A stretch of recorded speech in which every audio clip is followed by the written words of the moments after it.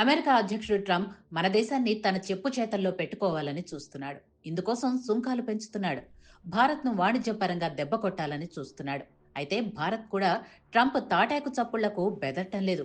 వెనక్కు తగ్గేదేలే అన్నట్లు వ్యవహరిస్తోంది. అయితే అమెరికా ఇలా చేయటం ఇదేం మొదటిసారి కాదు. గతంలోనూ మన దేశంపై తీవ్ర స్థాయిలో ఒత్తిళ్లు తెచ్చింది. అయితే వాటిని సమర్థవంతంగా భారత్ ఎలా తిప్పికొట్టిందో చాలా మందికి తెలీదు. లాల్ బహదూర్ శాస్త్రి, ఇందిరాగాంధీ, అటల్ బిహారీ వాజ్పేయి వంటి నాయకులు అమెరికా ఒత్తిళ్లను ధీటుగా ఎదుర్కొని దేశ స్వాభిమానాన్ని కాపాడారు. 1965లో భారత్ పాకిస్తాన్ యుద్ధ సమయంలో భారత్ తీవ్ర ఆహార కొరతను ఎదుర్కొంది. అమెరికా గోధుమల సరఫరా ఆపివేస్తామని బెదిరించి యుద్ధాన్ని నిలిపివేయమని ఒత్తిడి చేసింది. అప్పటి ప్రధాని లాల్ బహదూర్ శాస్త్రి ఈ బెదిరింపులకు లొంగక జై జవాన్ జై కిసాన్ నినాదంతో దేశ ప్రజలను ఐక్యం చేశారు. ఒక పూట ఉపవాసం చేయాలని పిలుపునిచ్చి ఆత్మగౌరవాన్ని నిలబెట్టారు.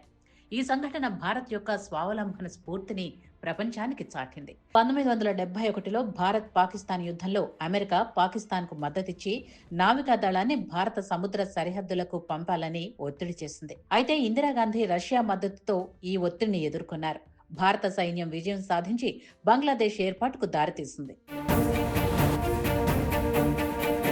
ఇందిరాగాంధీ నాయకత్వం అంతర్జాతీయ ఒత్తిళ్లకు లొంగని భారత్ శక్తిని ప్రదర్శించింది.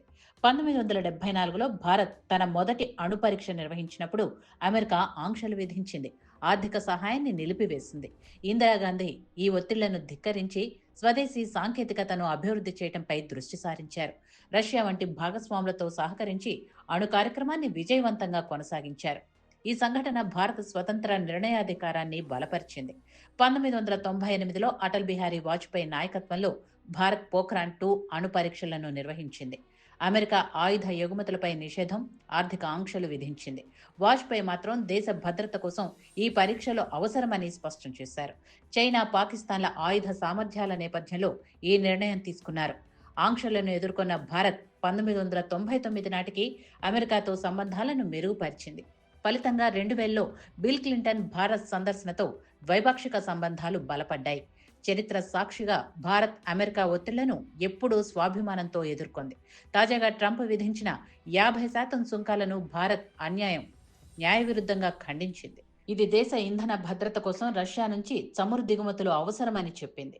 శాస్త్రి, ఇందిరా, వాజ్పేయిల ధీరత్వం నుంచి పాఠాలు నేర్చుకొని భారత్ ఈ సవాల్ను కూడా దౌత్యపరంగా స్వావలంబనతో ఎదుర్కొనే సామర్థ్యం కలిగి ఉంది. ప్రస్తుత ప్రధాని మోడీ కూడా అదే దిశగా అడుగులు వేస్తున్నారు.